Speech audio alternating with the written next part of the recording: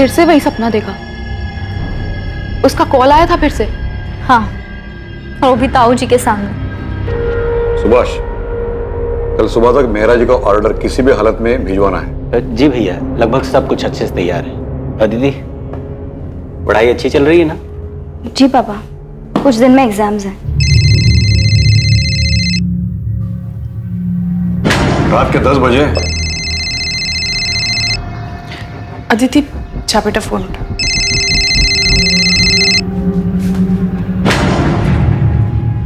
Hello hello. नहीं नहीं नहीं, कुछ नहीं चाहिए हमें। मैंने कितनी बार बोला है, और आप प्लीज इतनी रात को कॉल मत कीजिए। अदिति, 1 महीना हो गया है अब। हर बार नए नए लैंडलाइन नंबर से कॉल्स आ रही हैं। और कितने नंबर ब्लॉक करेगी यार तू? लेकिन सिया। लेकिन क्या अदिति, शक्ल देख अपनी, हवाइयां उड़ी हुई हैं, रात को चैन से सो तक नहीं पाती है। ऐसा कब तक चलेगा यार? किसी और से नहीं तो एटलीस्ट अपने पापा से तो शेयर कर। हाँ बिल्कुल, ताकि वो सीधा जाकर ताऊ जी को बता दे, और फिर मेरी पढ़ाई कॉलेज सब बंद। तो ताई जी को ही बता देना। नहीं बता सकती यार सिया। ताई जी और पापा को कोई बात पता हो और वो ताऊ जी को जाकर ना बताएं, ऐसा हो ही नहीं सकता। घर पे एक सामान यहाँ से वहां नहीं होता उनकी मर्जी के बिना। वो समझ नहीं रही है। यार ये कमीना कॉलर हो कौन सकता है? मैं बता रही हूँ अदिति, ये कॉलेज का ही कोई लड़का है। सॉरी। क्या यार प्रतीक, 4 आंखें दी उसके बाद भी देख के नहीं चल सकता? I am sorry Aditi. Siya, it's okay Prateek, चुप कर सिया। क्यों डांट रही थी बेचारे को? शेक्सपियर ने कहा है, we know what we are and know not what we may be. मतलब हम खुद को जानते तो हैं, मगर पहचानते नहीं। वक्त और हालात उसे उसकी पहचान देते हैं, क्योंकि हालात की आंधी इंसान के इस बनावटी मुखौटे को उठा देती और उसे खुद से रूबरू कराती। अरे क्लास का समय हो गया, बाकी का ड्रामा क्लास में। चलें? अदिति, तुमने अभी तक अपना असाइनमेंट सबमिट नहीं किया? सर वो तुमने आज तक कभी लेट सबमिशन नहीं किया और इस बार तुम 4 दिन लेट हो। क्या हुआ, कोई प्रॉब्लम है? हाँ सर, एक्चुअली प्रॉब्लम तो है। नहीं नहीं सर, कोई प्रॉब्लम नहीं है। मैं 2 दिन में अपना असाइनमेंट सबमिट कर दूंगी। आर यू श्योर कोई प्रॉब्लम नहीं है? नहीं सर, कोई प्रॉब्लम नहीं है। Sorry for the delay. Okay.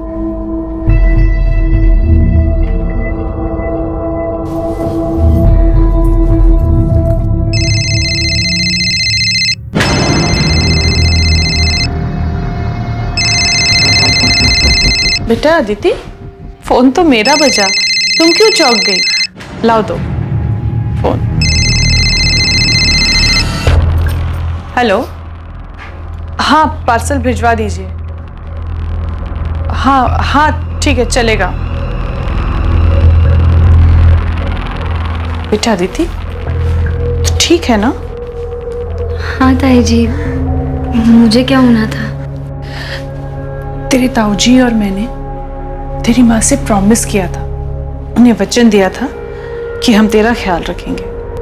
मैं तेरे साथ हमेशा हूं। बस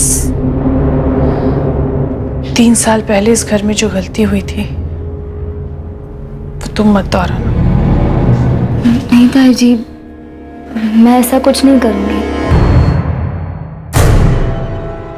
ठाकुर साहब मिले थे, वो अपने छोटे बेटे विकास के लिए लड़की ढूंढ रहे हैं। आदिति के बारे में पूछ रहे थे, तो मैंने उन्हें आदिति की फोटो दिखाई जो उन्हें पसंद आई। वो आदिति से मिलना चाहते हैं। पिछली बार जो कुछ भी हुआ उसके बाद ठाकुर साहब अभी भी अपने बेटे के लिए पिछली बार जो हुआ उसे भूल जाओ ज्योति, जो सामने उसे देखो। हो सकता है ठाकुर खानदान से हमारा रिश्ता होना लिखा है और रिश्ता खुद चलकर आ रहा है। विकास अच्छा लड़का है, मुंबई में रहता है, अगले हफ्ते कानपुर आ रहा है। मिल लेगा आदित्य से। पर मेरी पढ़ाई, कॉलेज का आखिरी साल है। तो फिक्र मत कर बेटा, तेरे एग्जाम्स के बाद ही तेरी शादी करेंगे। हाँ, एग्जाम के बाद ही शादी होगी, लेकिन सगाई इसी महीने होगी। ठाकुर साहब अब ज्यादा रुकना नहीं चाहते और मैं भी उनकी बात से सहमत हूं।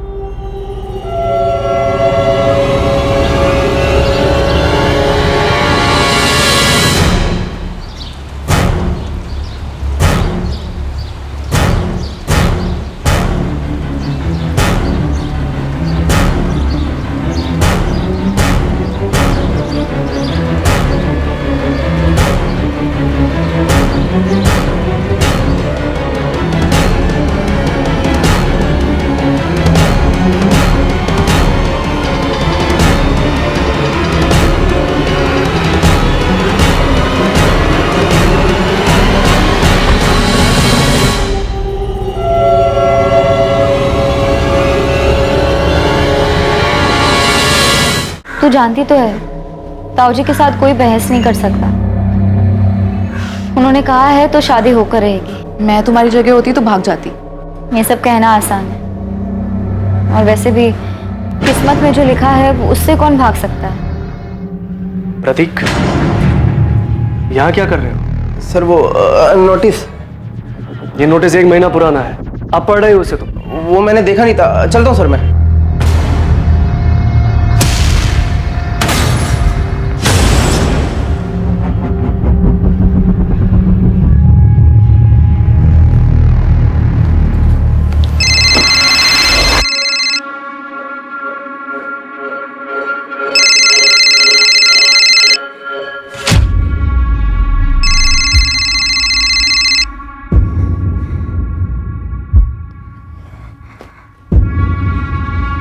हेलो हेलो हेलो, कौन बोल रहा है? कुछ बोलते क्यों नहीं? क्यों परेशान कर रहे हो मुझे? अदिति, तुम सिर्फ मेरी हो। मैं तुम्हारी शादी किसी और से नहीं होने दे सकता। कौन हो तुम? Hello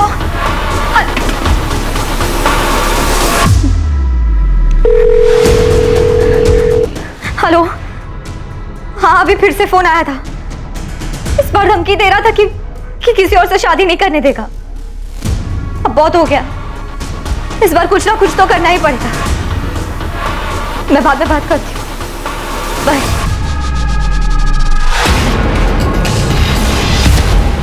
horror is the removal of mask, यानी कि अक्सर हर मुखौटे के पीछे की सच्चाई डरावनी होती है। और यह बात काफी हद तक सच है, क्योंकि ज्यादातर लोगों की असल शख्सियत, उनकी मंशा, उनके ऊपरी चेहरे एक मुखौटे के पीछे छिपे रहते हैं। प्लान कॉल्स करना, किसी का पीछा करना, गुमनाम संदेशे भेजना, ये सभी अलग अलग तरीके हैं किसी को परेशान करने के, जिनका इस्तेमाल सिर्फ कायर लोग करते हैं, क्योंकि वो सबके सामने अपना असल चेहरा दिखाने से डरते हैं। 22 वर्षीय अदिति रावत भी पिछले 1 महीने से ऐसी ही परेशानी से गुजर रही थी, और काफी दिनों तक नजरअंदाज करने के बाद उस दिन अदिति ने आखिरकार मदद मांगने का फैसला किया।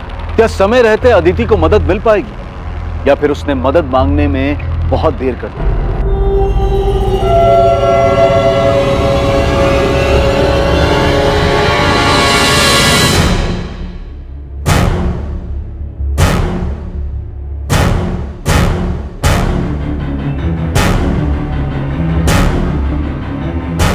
ताई जी, मैं चलती हूँ। ठीक है बेटा, संभल के जाना। बाय। बाय।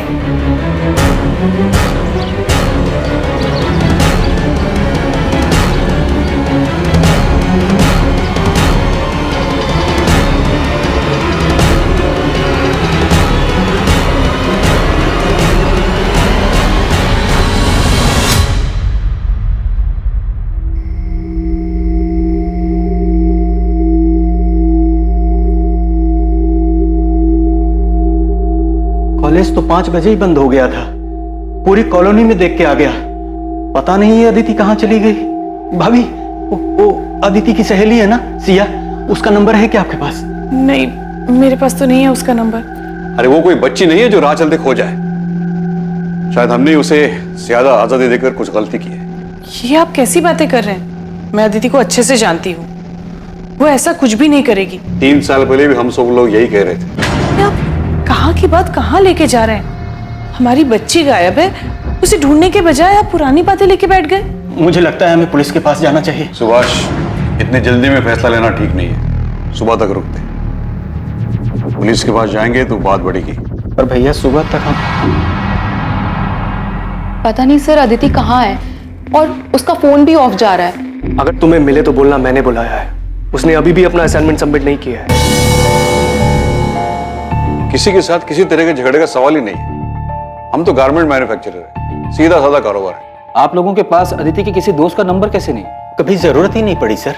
दरअसल मेरी बेटी बहुत सीधी सादी है, उसके कोई खास दोस्त भी नहीं है। बस पढ़ाई करती रहती है, घर से कॉलेज, कॉलेज से घर, इसके अलावा कहीं आना जाना नहीं होता। पर इस बार कहीं तो गई है वो।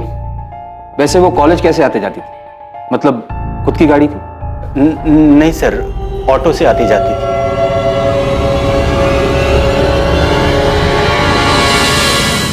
हम अदिति की फोटो आसपास के थानों में भेज रहे हैं। उसके कॉल रिकॉर्ड्स भी मंगवाए, जिससे पता चल जाएगा कि उसने लास्ट बात किससे की। कल 3 सितंबर को अदिति कॉलेज ही नहीं आई थी? जी नहीं, पिछले कुछ दिनों से ना वो थोड़ी सी परेशान लग रही थी। मैंने उससे पूछा भी था कि कोई दिक्कत है, उसने बताया ही नहीं। शायद उसकी दोस्त सिया को पता हो, शायद उसे कुछ बताया हो।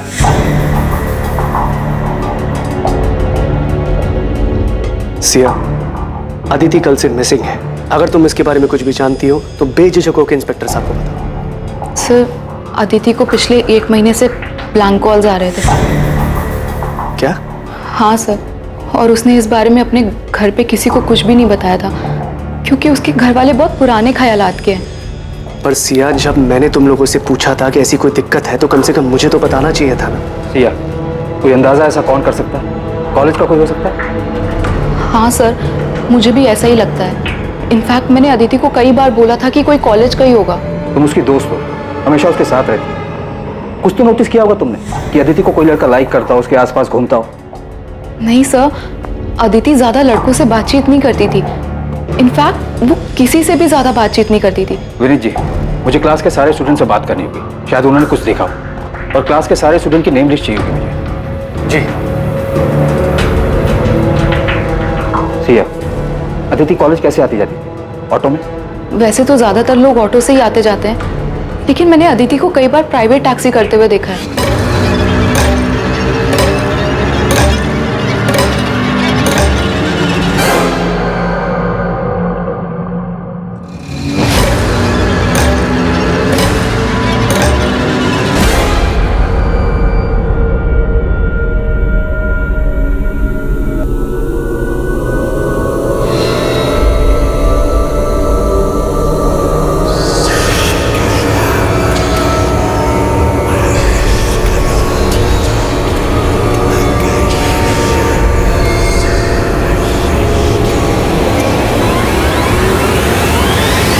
कोई उसे कॉल करके तंग कर रहा था तो उसे हमें बताना चाहिए था। मेरी गलती है, मैं ही शायद उसका ठीक से ध्यान नहीं दे पाया। मैंने देखा था जब भी उसका फोन बजता था वो चौंक जाती थी। मुझे लगा शायद वो अपनी। आप कह रहे थे कि आप अदिति की कॉल रिकॉर्ड्स निकलवाने वाले हैं, उससे कुछ पता चला? कॉल रिकॉर्ड कल तक आएंगे जगमोहन जी। तब तक हम आपके घर के आसपास चलने वाले ऑटो और टैक्सी वालों से बात कर रहे हैं, लेकिन अभी तक अदिति को किसी ने पहचाना नहीं है। वैसे अदिति की फ्रेंड सिया का कहना है कि वो अक्सर प्राइवेट टैक्सी से आती जाती है।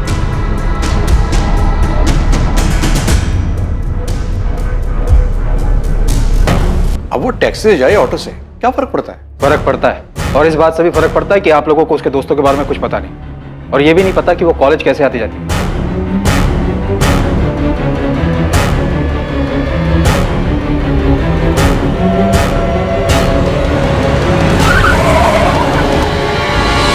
हमारी गलती है, और वो ब्लैंक कॉलर वाली बात से मुझे बहुत डर लग रहा है। आप प्लीज मेरी बेटी को ढूंढ दीजिए। सर, अदिति राउत के कॉल रिकॉर्ड्स आ गए सर। और सर, अदिति के फोन पे आखिरी कॉल जिस नंबर से आया था वो फिलहाल स्विच ऑफ है, किसी शाहिद बेग का है, और दोनों में काफी बातचीत होती थी सर। शाहिद बेग?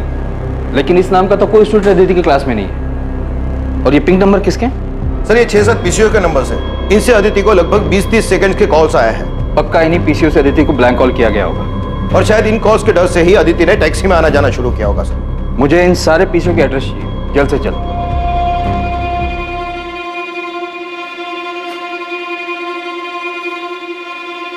सुभाष, मैं जानता हूं तुम पर क्या बीत रही है। मेरा रवैया सख्त है, इसका यह मतलब नहीं कि अदिति की मुझे परवाह नहीं है, और मेरी भी तो बच्ची है। गलती मेरी है भैया, मैं उसे समझ नहीं पाया। उसकी मां की मौत के बाद मुझे उसका ज्यादा ख्याल रखना चाहिए, उसे बोलने तक का मौका नहीं दे। अगर ऐसा करते तो शायद वो उन ब्लैंक कॉल्स के बारे में बता देते। मैंने शायद उसे पहचानने में भूल कर दी, उस पर शक किया। मुझे लगा वो भी हमें धोखा देकर भाग गई, लेकिन मैं किसी भी हालत में उसे घर वापस लाकर ही रहूंगा। तब ये रोड का पीसीओ है। अब 4 घंटे पहले कौन आके गया मुझे याद नहीं है। हाँ साहब, सीसीटीवी लगवाया ना, आजकल क्या मालूम कब जरूरत पड़ जाए। ये तारीख है, इस टाइम के बीच के सारे सीसीटीवी फुटेज चाहिए मुझे सर। 6 पीसीओ में से सिर्फ 2 जगह सीसीटीवी है। और सर, एक पीसीओ से 21 अगस्त को कॉल आया था अदिति को रात को 11:15 बजे, और दूसरे पीसीओ से 31 अगस्त को कॉल आया था रात को 10:35 पर। आई होप हमें वो कॉलर दिख जाए।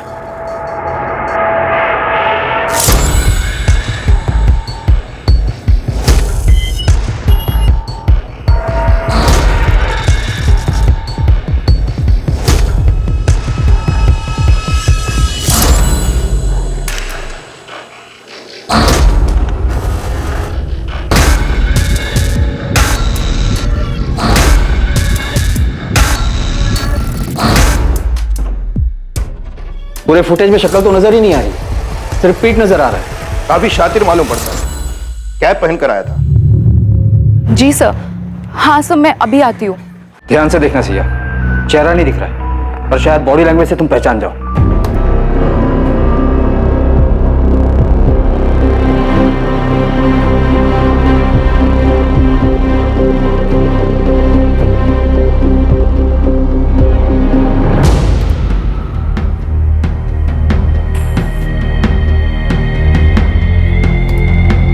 सर ये आदमी बार बार अपनी रिस्ट वॉच एडजस्ट कर रहा है। सर ये आदत तो ये आदत हमारे प्रोफेसर विनीत की है। मैं कॉलेज का प्रोफेसर हूँ, कोई सड़क छाप रोमियो नहीं हूँ। आपको क्या लगता है मैं एक लड़की को ऐसे परेशान करूंगा? सर आप लोग गलत कर रहे हैं, मैंने कुछ भी नहीं किया, फिर आप मुझे कैसे लेकर आ सकते हैं? तुम्हारे फोन के लोकेशन डिटेल्स देखे हमने। अदिति को जिस पीसीओ से जिस टाइम पर ब्लैंक कॉल किया गया, उसी जगह उसी टाइम तुम्हारा फोन भी मौजूद था। सर ऐसा हो ही नहीं सकता, मैं हमेशा अपना फोन घर पे। मैकबेथ अपने राजा के प्रति बहुत वफादार, पर लेडी मैकबेथ के कहने पर उसके मन में भी राजा बनने के ख्वाब जाग गए। फिर क्या था, उसके एक वफादार मुलाजिम होने का मुखौटा गिर गया और खुद अपने हाथों से उसने अपने राजा को मार डाला। अब सोचने वाली बात यह है कि शायद मैकबेथ को यह खुद नहीं पता था कि उसके वफादारी के मुखौटे के पीछे एक दगाबाज शख्स है। इंसानी फितरत का कोई भरोसा नहीं होता, कभी कभी चेहरे के पीछे की असलियत बहुत भयानक होती है। क्लास का टाइम हो गया, अगली बार नेक्स्ट एक्ट पढ़ के आइएगा, वो डिस्कस करेंगे। एक्सक्यूज मी सर, मुझे नहीं लगता मैकबेथ ने कोई मुखौटा पहना था। इंसान खुद को ही ना पहचान सके, ऐसा कैसे हो सकता है? मुझे लगता है मैकबेथ ने ये सब उसकी बीवी के प्रभाव में आकर किया था। फाइनली इस क्लास में कोई तो है जो लिटरेचर में दिलचस्पी लेता है, वरना बाकी सब तो उल्लू की तरह ताकते रहते हैं। और रहा ताल्लुक तुम्हारे सवाल का, तो ये सवाल तुम अपने आप से पूछो। पिछले 1 साल में पहली बार तुमने मुझसे आके कोई सवाल किया है। क्या तुमने कभी ये सोचा था कि तुम सामने से आकर मुझसे शेक्सपियर डिस्कस करोगी? शायद ऐसी भी कोई अदिति है जिसे हम क्या तुम खुद नहीं जानती। वो बहुत शांत स्वभाव की थी, बाकियों से बिल्कुल अलग। मैं उसे करीब से पढ़ना चाहता था, जानना चाहता था। उसकी सादगी मुझे भाने लगी थी। वही मीठी आवाज सुनने के लिए मैं उसे ब्लैंक कॉल्स किया करता था, मगर कभी हिम्मत नहीं हुई उसे बताने की। फिर इस बीच मुझे पता चला कि उसकी शादी की बात चल रही है। अदिति अभी सिर्फ तू 22 साल की है, इतनी जल्दी शादी कौन करता है? और तूने कुछ बोला नहीं? तू जानती तो है, ताऊ जी से कोई बहस नहीं कर सकता। उन्होंने कहा है तो शादी होकर रहे। ये सुनकर मुझे बहुत गुस्सा आया। वो ऐसे कैसे किसी और के साथ शादी कर सकती थी? इसलिए उस दिन मैंने उसे कॉल करके पहली बार बात की। अदिति, तुम सिर्फ मेरी हो, मैं तुम्हारी शादी किसी और से नहीं होने दे सकता। तेरी लव स्टोरी में कोई इंटरेस्ट नहीं मुझे। ये बता अदिति कहाँ है, क्या किया तूने उसके साथ? सर मैंने उसके साथ में कुछ नहीं किया है। चुपचाप सच बता दे। अब लेक्चर खत्म, प्रैक्टिकल शुरू होगा, जिसमें सिर्फ सच बाहर आएगा। शंभू। जी सर। शुरू हो जा। किसी पे भरोसा ही नहीं कर सकते यार। I mean, प्रोफेसर विनीत जैसे पढ़े लिखे लोग ऐसी हरकत कर सकते हैं? हाँ, कौन असल में क्या है ये तो कोई नहीं बता सकता। बेचारी अदिति, एक तो पहले ही उसके घर में इतनी ज्यादा प्रॉब्लम थी, और अब ये ब्लैंक कॉल्स का चक्कर आके उसके सर पड़ गया। तुझे अंदाजा भी नहीं होगा यार कि उसके घर वाले हर बात को लेके कितनी रोक टोक करते थे। मैंने क्या किया पापा? जीन्स पहनने में क्या गलत है? बाकी लड़कियां भी तो पहनती हैं। दुनिया अगर गलत करे तो इसका मतलब ये नहीं है कि उनकी देखा देखी हम भी गलत करें। तो जानती है ना ताऊ जी को, उन्हें ये सब पसंद नहीं है। और आपको पापा? मैं जानती हूँ पापा, नाम सिर्फ ताऊ जी का आता है, पर आपकी सोच भी उनसे कुछ अलग नहीं है। ऐसी बात नहीं है बेटा, हम जिस समाज में रहते। पापा आप भी उन्हीं की तरह हैं, समाज की तरह, जो हर वक्त बस लड़कियों पर पाबंदियां लगाने के लिए और उन्हें हर बात के लिए जिम्मेदार ठहराने के लिए खड़े होते हैं। काश आज माँ जिंदा होती, वो ऐसा कभी नहीं होने देती। अदिति, सर अदिति को मैंने किडनैप नहीं किया है। या मुझे कहाँ लेके जा रहे हैं? मैं कोई क्रिमिनल नहीं हूँ। कोर्ट में पेशी है तेरी, हमने अर्जी दाखिल की तुझे रिमांड पर लेने के लिए। अब देखते हैं तू सच कैसे नहीं बोलता। 10 दिन हमारे साथ जेल में रहेगा ना तो सब उगल देगा। सर एक बात बहुत अजीब है, अदिति रोज एक प्राइवेट टैक्सी में आया जाया करती थी, और यही नहीं, रोज वो टैक्सी एक ही होती थी।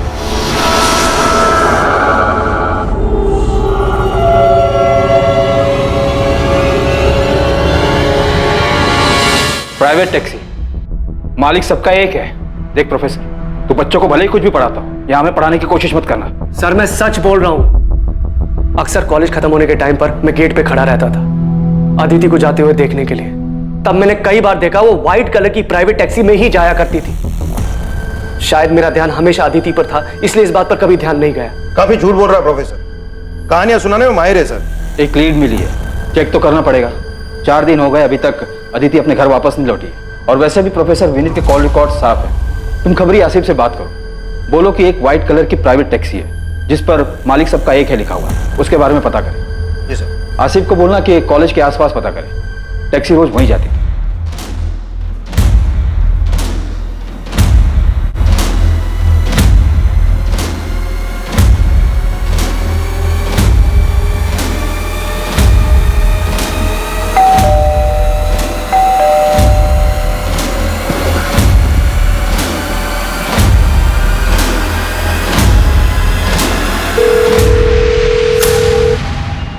हेलो, आप कहाँ हैं? तुरंत घर आ जाइए। अरे लेकिन हुआ क्या है? जिसका डर था वही हुआ। आप सवाल मत पूछिए, बस जल्दी घर आ जाइए। देखो मैं रास्ते में हूँ, गाड़ी में। तुम साफ साफ बोलो क्या हुआ है?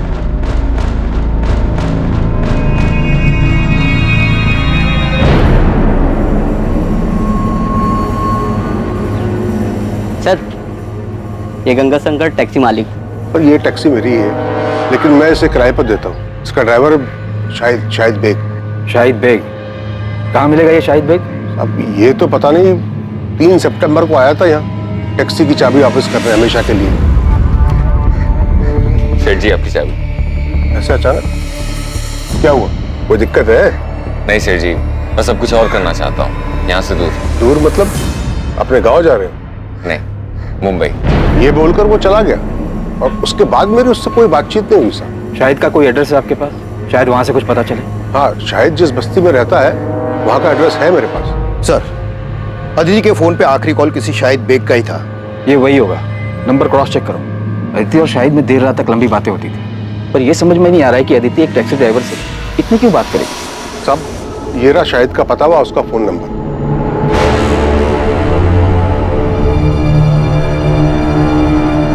ये वही शाहिद बेग है। सर ये बालक यहीं शाहिद रहता था। 2 साल पहले उसने ये घर मुझसे किराए पे लिया था। आइए सर।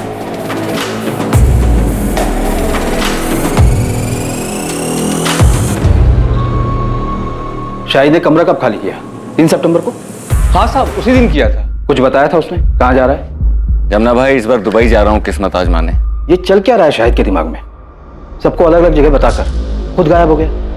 अदिति हमेशा शाहिद की टैक्सी से आती जाती थी और शाहिद ने अपनी टैक्सी 3 सितंबर को वापस की, और उसी दिन से अदिति और शाहिद दोनों गायब हैं। ये महज इत्तेफाक तो नहीं हो सकता। सर यहाँ तो कुछ और ही खिचड़ी पक रही थी। ये शाहिद की पड़ोसन बता रही थी कि शाहिद के घर पे किसी लड़की का रेगुलर आना जाना था। हाँ साहब, ये तो वही लड़की है जो शाहिद के घर पे आती थी।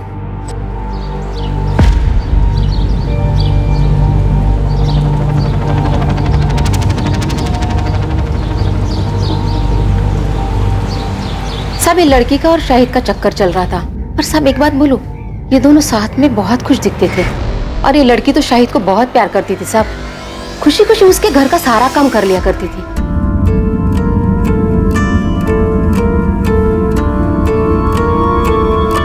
क्या कर रहे हो? कोई देख लेगा तो? तो देखने दो। तुम यहाँ क्या कर रहे हो? बुखार है ना, आराम करना चाहिए। चलो अंदर चलो। अच्छे बड़े घर की लड़की, कॉलेज जाने वाली, अपनी उम्र से काफी बड़े टैक्सी वाले के प्यार में पड़ गई। और इतना ही नहीं, अपना घर छोड़कर उसके साथ भाग भी गई। कुछ ज्यादा फिल्मी नहीं हो गया ये? नई पीढ़ी है सर, फिल्मों से सीखते हैं इन लोग। और फिर इस अदिति के घर वाले तो काफी पुराने ख्यालात के। शाहिद के कॉल रिकॉर्ड्स निकलवाओ, और ये सच भी हमें रावत फैमिली को बताना ही होगा। कॉल डिटेल से तो ये लगता है कि अदिति और शाहिद आपस में काफी लंबी लंबी बातें करते हैं। और इतना ही नहीं, अदिति शाहिद के घर भी आ जाया करती। वहाँ के आस पड़ोस के लोगों ने अदिति को कई बार देखा है, इसलिए हमें यकीन है कि अदिति और शाहिद एक दूसरे से प्यार करते थे और इसलिए भाग गए। शाहिद के गांव रायबरेली का एड्रेस मिला है, हम वहां जाकर पता करने की कोशिश। रहने दीजिए, आपकी मदद का बहुत बहुत धन्यवाद। अब उन्हें ढूंढने की कोई जरूरत नहीं है। अदिति खुद हमसे रिश्ता तोड़कर चली गई है। आप तकलीफ मत उठाइए, इस केस को क्लोज कर दीजिए। एक बार अदिति हमें मिल जाए उसके बाद तो ये केस हम क्लोज ही कर देंगे। हम लोगों ने फैसला कर लिया है, हमें उनसे कोई वास्ता रखना नहीं है, और न ही इस केस। जब आप लोग खुद अदिति को नहीं ढूंढना चाहते तो ये केस हम क्लोज कर देंगे।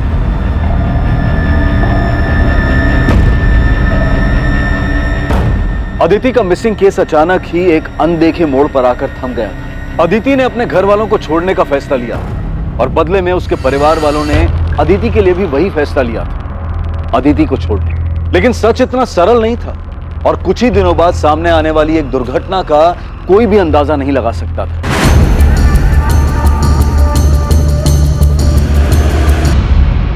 सब विक्टिम का गला घोटा गया है, कपड़े भी फटे हुए हैं, शायद रेप किया गया है और लाश को उस बोरी में लाया गया है। लड़की गांव की रहने वाली नहीं लगती है। मैंने आसपास के लोगों से पूछा, इसकी फोटो भी दिखाई, लेकिन कोई पहचान नहीं पाया। डेड बॉडी को पोस्टमार्टम के लिए तो भेजिए दो, इसकी फोटो भी आसपास के थानों में भेज दो, शायद वहां से आइडेंटिफाई हो जाए।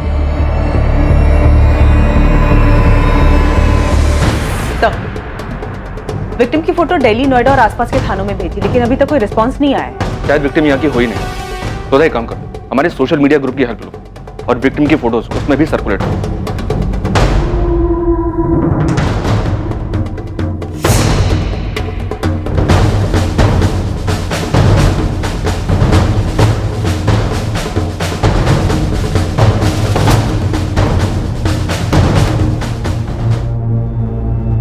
सोनाली, अरे कहाँ हो भाई? लेट हो रहा है यार, मुझे जल्दी लाओ।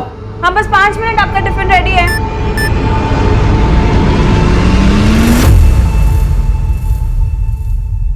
ए सोनाली, मेरा टिफिन रेडी हुआ कि नहीं? क्या हुआ?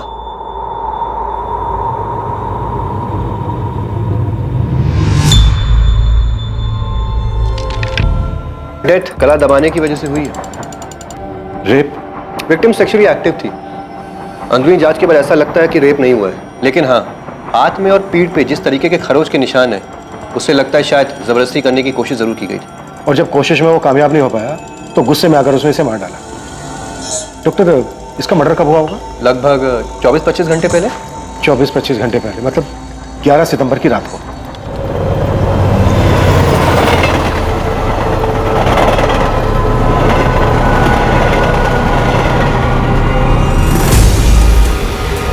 ऐसे नहीं, ऐसे बना, ठीक है? आजा। बस करो भी बतख जैसे मुंह बनाना। ये कपड़े पहन ले सोनाली, तेरे पापा आते ही होंगे। आप आओ, हमारे साथ फोटो खींचो। अरे मैं कहाँ? बैठो यहाँ बैठो। अरे मुझे नहीं आता ये सब। जी, हमारी फोटोज ही नहीं है साथ में। देखो, सिर्फ आपको बस ऐसे करना। कैसे? ऐसे, ठीक है? आओ।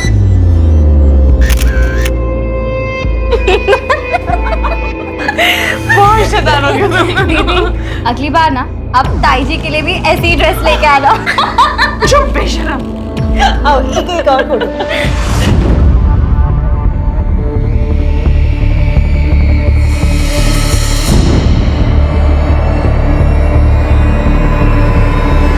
ये मेरे चाचा जी सुभाष रावत की बेटी है सर। हमारा घर कानपुर में है। अदिति वहीं रहती थी। आपने अपनी फैमिली को इन्फॉर्म कर दिया? नहीं सर, हिम्मत नहीं उन्हें फोन करने की। पिछले 3 सालों से कोई बातचीत नहीं है हम लोगों के बीच में, क्योंकि मैंने भागकर भानु से शादी की थी। वो आखिरी बार था जब मैंने उसे देखा था। आप हमें अपना कानपुर का एड्रेस दे दीजिए और अपने घर वालों के फोन नंबर्स, हम इन्फॉर्म कर देंगे।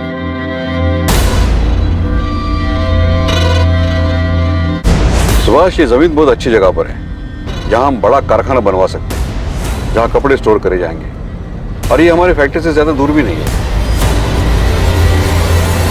सुभाष, थोड़ा ध्यान कहाँ है? भैया वो नहीं, वो बस दिल पर अच्छे बुरे का बोझ मत रखो। हमने कुछ गलत नहीं किया है। जो भी कुछ हुआ है उसके लिए अदिति खुद जिम्मेदार है। इसके बारे में बात करना भी फिजूल है। जो हुआ उसे भूल जाओ। सोनाली ने जो नंबर दिया था उस नंबर पर रिंग तो जा रही है पर कोई फोन उठा नहीं रहा है। असल मैंने कानपुर पुलिस स्टेशन के पीएसआई अजय माथुर जी से बात की। अदिति की मिसिंग कंप्लेंट वही हैंडल कर रहे थे। 4 सितंबर को मिसिंग कंप्लेंट फाइल की गई थी। हाँ, अदिति रावत, उसके मिसिंग कंप्लेंट की इन्वेस्टिगेशन मैंने ही की थी। अभी कुछ दिन पहले की बात है। हाँ, एक टैक्सी ड्राइवर था शाहिद बेग नाम का, अफेयर था दोनों का, उसी के साथ चली गई। हम उन दोनों को ढूंढने में आगे बढ़ ही रहे थे कि अदिति की फैमिली ने केस क्लोज करने के लिए बोल दिया। सुधा, तुम तुरंत कानपुर के लिए निकलो और अदिति की फैमिली से मिलो। तब तक हम यहाँ सोनाली से बात करके देखते हैं, शायद उसे शाहिद के बारे में कुछ पता हो। Okay sir. सर, ये अदिति और शाहिद की जोड़ी थोड़ी अजीब नहीं है? अदिति एक अमीर लड़की है, शाहिद एक टैक्सी ड्राइवर। सोचने वाली बात यह है कि इन दोनों का मेल हुआ कैसे? आखिर अदिति को शाहिद से प्यार कैसे हुआ? उन दोनों में आखिर क्या मेल हो सकता था? इंसान के मन मंशा की कोई वजह नहीं होती। इस प्रेम कहानी में भी कुछ ऐसा ही हुआ।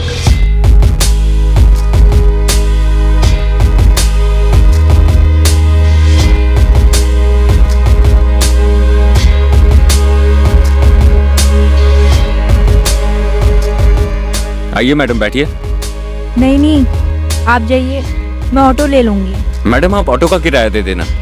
बहुत देर से देख रहा हूँ, दूर दूर तक कोई ऑटो नहीं है। आप ऐसे ही धूप में खड़ी हैं। आपको भी ऑटो का इंतजार नहीं करना पड़ेगा और मुझे भी सवारी मिल जाएगी। बैठिए ना।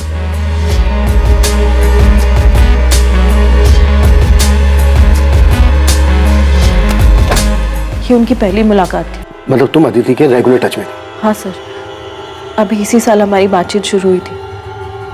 घर से भागने के बाद बड़ी हिम्मत करके मैंने उसे फ़ोन किया था। उसने घर पे किसी से नहीं बताया था कि हम लोगों के बीच में बात होती, क्योंकि मेरे पापा यानी अदिति के ताऊजी बहुत ज़्यादा स्ट्रिक्ट हैं सर, और कोई उनकी मर्जी के खिलाफ जाए ये उनको बिल्कुल पसंद नहीं था। सोनाली, तुमने लव मैरिज की थी, कोई गुनाह नहीं किया था। लेकिन सर, मेरी पापा की नज़रों में ये किसी गुनाह से कम नहीं है।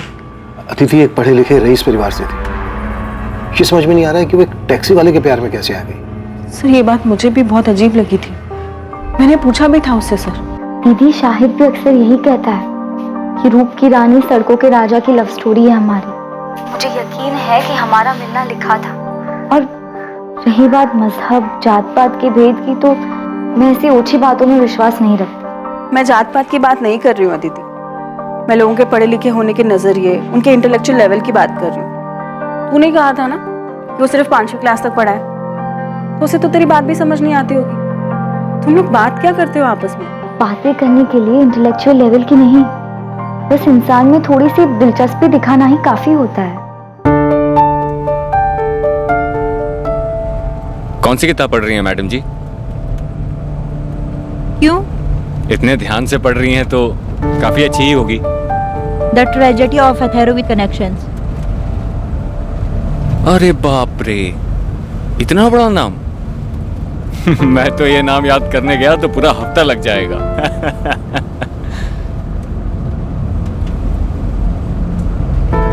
मुझे भी किताबें पढ़ने का शौक था बचपन में, लेकिन वो अरमान कभी हकीकत नहीं बन पाया। क्यों? अब्बा का इंतकाल हो गया था बचपन में। इससे पहले कि कुछ समझ पाता, कंधे से स्कूल बस्ता हटाकर सर पे बोझ डाल दिया गया। घर चलाने के लिए अम्मी की मदद करनी थी, तो तब से लेकर अभी तक वही करता चला आ रहा हूँ। मतलब उसने तुझे अपनी दुख भरी कहानी सुनाई और तेरा दिल पिघल गया? मैंने उस पर तरस खाकर उसे पसंद नहीं किया है, बल्कि उसके आने से मुझे पहली बार कोई ऐसा मिला जो बिना किसी मतलब के, बिना किसी उम्मीद के मुझ में दिलचस्पी दिखा रहा है, जो मुझे वक्त देना चाहता है, मुझे सुनना चाहता है। और दीदी, आपको पता है, शाहिद बहुत ही जिंदा दिल इंसान है। ना कुछ हुआ है उसके साथ, मगर फिर भी हंसता रहता है और हमेशा मुझे हंसाने में लगा रहता है।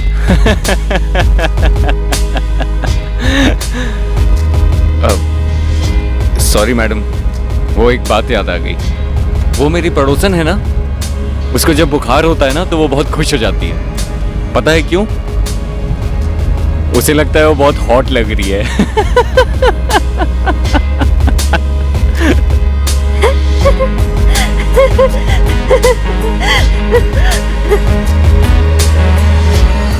टैक्सी में आते जाते दोनों के बीच प्यार हो गया और बात यहाँ तक आगे बढ़ गई कि दोनों ने भागकर शादी कर ली। सर, यही बात मुझे भी परेशान कर रही थी।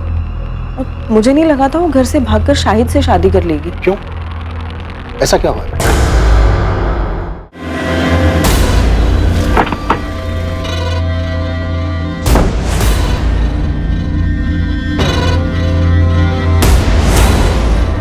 वो टैक्सी वाले शाहिद ने मेरी अदिति को मार दिया। इन्वेस्टिगेशन चल रही है सुभाष जी, लेकिन एक और पॉसिबिलिटी ये है कि शायद शाहिद को भी मार दिया गया होगा। लेकिन मुझे पूरा यकीन है कि उसी कमीने ने अदिति को मारा होगा। मैंने उसे तभी पहचान लिया था जब वो दोनों शादी करके यहाँ आए थे हमारे पास। क्या आप लोग पहले से जानते थे कि उन दोनों ने शादी कर ली थी? शाहिद पहले से शादीशुदा था, तो फिर अदिति उसके साथ भागी क्या? सर यही बात तो मुझे समझ नहीं आ रही है। अदिति ने कहा था कि शाहिद ने उसके साथ धोखा किया है। शाहिद ने मुझे धोखा दिया है दीदी। मैं उसके लिए सब कुछ छोड़ने को तैयार थी, उसने मुझे अंधेरे में रखा। छोड़ो, काम करने दो। सारा सामान यहाँ वहाँ फेंक कर रखा है, इसीलिए बीमार पड़े थे तुम। हाँ तो ये बीमारी की तो मेहरबानी है जो तुम मेरे गरीब खाने में आई।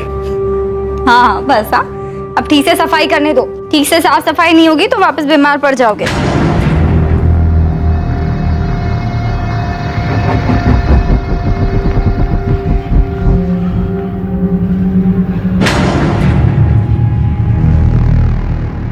अदिति मेरी बात सुनो, जो तुम सोच रही हो ना वैसा बिल्कुल नहीं है। मुझे कुछ नहीं सुनना। मैंने पहली बार किसी पर भरोसा किया, दिल से सच्चा प्यार किया, और तुमने बदले में मुझे क्या दिया? तुमने मेरा भरोसा तोड़ दिया। अदिति सुनो मेरी बात सुनो। अदिति अदिति पिछले 1 महीने से मेरी अदिति से बात नहीं हो पाई थी सर, इसीलिए इस सब के बाद उन दोनों के बीच क्या हुआ मुझे नहीं पता सर। पर अदिति की बातों से ये जरूर लगता था कि वो शाहिद से बहुत ज्यादा प्यार करती है। कौन सा प्यार? साफ साफ दिख रहा है कि उसने अपनी चिकनी चुपड़ी बातों में अदिति को फंसाया और भगाकर शादी करके ले आया हमारे पास। उसने सोचा कि शादी करेंगे तो हम कुछ बोलेंगे नहीं और वो घर जमाई बन के बैठेगा। कब आए थे यहाँ मिलने के लिए? गायब होने के 5 दिन पहले। मतलब 8 सितंबर को? जी, अदिति आशीर्वाद लेने आई थी शाहिद के साथ। मेरी तो कुछ समझ में नहीं आया, इसलिए मैंने तुरंत इन्हें फोन किया। देखो मैं रास्ते में हूँ, गाड़ी में। तुम साफ साफ बोलो क्या हुआ है? अदिति आई है शादी करके। मुझे तो कुछ समझ ही नहीं आ रहा था कि मैं क्या करूं। अदिति, ये सब क्या नाटक है? क्या चल रहा है? ये कौन है लड़का? जी मैं शाहिद बेग, टैक्सी चलाता हूँ।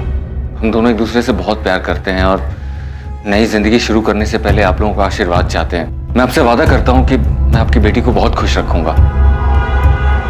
पापा प्लीज एक बार मेरा साथ दे दीजिए पापा। सच में शाहिद से बहुत प्यार करती हूँ। इतना बड़ा कदम उठाने से पहले कम से कम एक बार तो बता देती। तेरे ताऊ जी को पता चला ना तो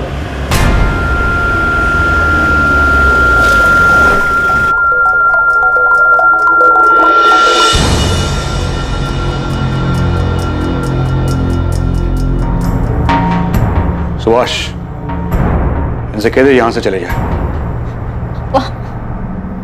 मैं कहता हूं चले जाओ यहां से। हम समझ लेंगे कि तू भी सोनाली की तरह मर गई है हमारे लिए। लेकिन याद रखना, जो लोग बुजुर्गों का दिल दुखा के खुशियां ढूंढते हैं ना, जिंदगी उन्हें कभी खुश नहीं रखती। आपने तो हमें कुछ नहीं बताया, सीधे कहा कि केस क्लोज कर दो। हाँ तो और क्या कहते हैं? लेकिन शाहिद और अदिति तो एक दूसरे से प्यार करते थे ना, तो फिर शाहिद अदिति को क्यों मारेगा? अदिति अपने साथ अपने सारे गहने और कुछ कैश लेकर भागी थी, जिसका पता हमें कुछ दिनों बाद चला। गहनों की कीमत ही लगभग 10-15 लाख होगी। शाहिद को सिर्फ पैसे से मतलब था। उसने 10-15 लाख का मुनाफा देखा और मार दिया अदिति को। अदिति के घर वालों को शाहिद पे शक है। देखने से तो ऐसे ही लगता है। शाहिद पहले से शादीशुदा था। अदिति ने शाहिद से शादी की जिद की होगी तो शाहिद को मजबूरन अदिति से शादी करनी पड़ी। लेकिन सुधा, हम ये नहीं जानते कि खुद शाहिद सही सलामत है भी या नहीं। ऐसा ना हो कि उसकी लाश भी कहीं जंगल में ही कहीं पड़ी हो सकता है कि अदिति के परिवार वालों ने दोनों को मरवा दिया। आपको ऐसा क्यों लगता है सर? ऐसा हमें नहीं, अदिति के ताऊ जगमोहन की सगी बेटी सोनाली को लगता है, क्योंकि उसके साथ भी कुछ ऐसा ही हुआ था। सर जब मैं और सोनाली घर से भागे थे तब इनके पापा ने हमारे पीछे गुंडे भी भिजवाए थे। गुंडे?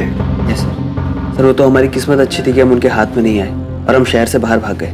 सोनाली, तुम्हें सच में ऐसा लगता है कि तुम्हारे पापा अदिति को चोट पहुंचा सकते हैं?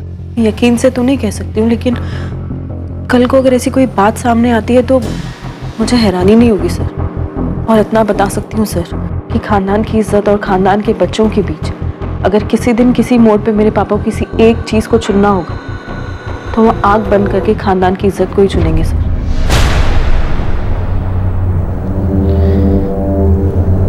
अदिति की बॉडी कल सुबह मिलेगी। अदिति ने भले ही अपने औलाद होने का फर्ज ना निभाया हो, लेकिन हम तो बड़े हैं, हमें अपना फर्ज निभाना ही होगा। उसका अंतिम संस्कार करना। इंसान वही होता है जो दूसरों की गलतियों से कुछ सीखे, लेकिन लाख समझाने के बावजूद भी अदिति ने वही गलती दोहराई। उसे वही मिला जो उसने बोया था।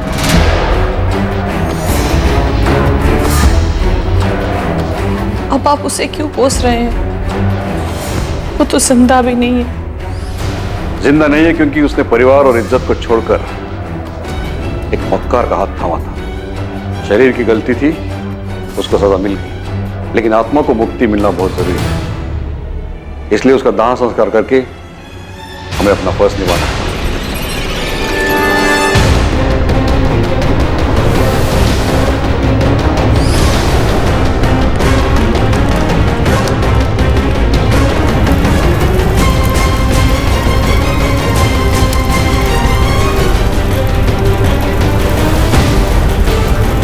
हमें सबसे पहले ये पता लगाना है कि इस वक्त शाहिद कहाँ है। क्या सबके पीछे उसी का हाथ है या फिर वो खुद एक विक्टिम? सर, जहां अदिति की लाश मिली उसी जंगल वाले एरिया में हम लोग शाहिद की डेड बॉडी को भी सर्च करें। शायद कोई जंगली जानवर उसे अंदर खींच कर ले गया। अगर खुद शाहिद मर चुका है तो फिर साफ साफ ये ऑनर किलिंग का केस बनता है, और ये काम अदिति के ताऊ जगमोहन और उसके पिता सुभाष का हो सकता है। शक इसलिए भी हो रहा है क्योंकि जगमोहन की बेटी सोनाली को भी अपने पिता पर भरोसा नहीं है। वैसे इन लोगों के अलावा और किसका काम हो सकता है? प्रोफेसर विनी, कानपुर के पीएसआई अजय माथुर बता रहे थे इस प्रोफेसर के बारे में। फाइनली इस क्लास में कोई तो है जो लिटरेचर में दिलचस्पी लेता है, वरना बाकी सब तो उल्लू की तरह ताकते रहे। अदिति से एक तरफा प्यार किया करता था, ब्लैंक कॉल भी किया करता था, यहाँ तक कि उसे धमकी भी दी थी अदिति को किसी और से शादी ना करने की। और जब कॉलेज वालों को इसके बारे में पता चला तो उसे कॉलेज से निकाल दिया गया। इस वक्त कहाँ है विनी? माथुर साहब बता रहे थे कि कॉलेज से निकाले जाने के बाद वो अपने घर में ही बंद। क्या करता बेचारा ओथेलो? प्यार में जलन होना स्वाभाविक है। वो अपने प्यार को किसी और के साथ नहीं देख सकता था, इसीलिए उसने खुद उसको।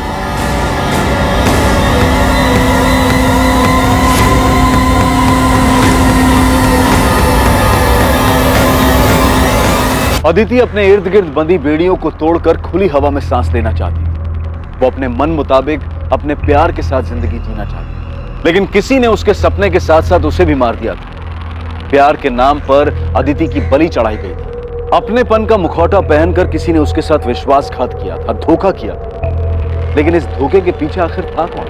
उसका अपना पति शाहिद, जिसके लिए उसने सब कुछ छोड़ दिया था, या फिर उसके अपने पिता और उसके ताऊ जी जिन्होंने उसे बचपन से बड़ा किया था, या फिर यह काम किसी और का था? कोई ऐसा जिसने अपनेपन और दोस्ती का मुखौटा पहनकर यह खेल इतनी अच्छी तरह से खेला कि अदिति को भी उसके भयानक इरादों की भनक तक नहीं लगी। इन सारे सवालों के जवाब लेकर हम हाजिर होंगे कल रात 10:30 बजे इस केस के दूसरे और आखिरी भाग में। जय हिंद।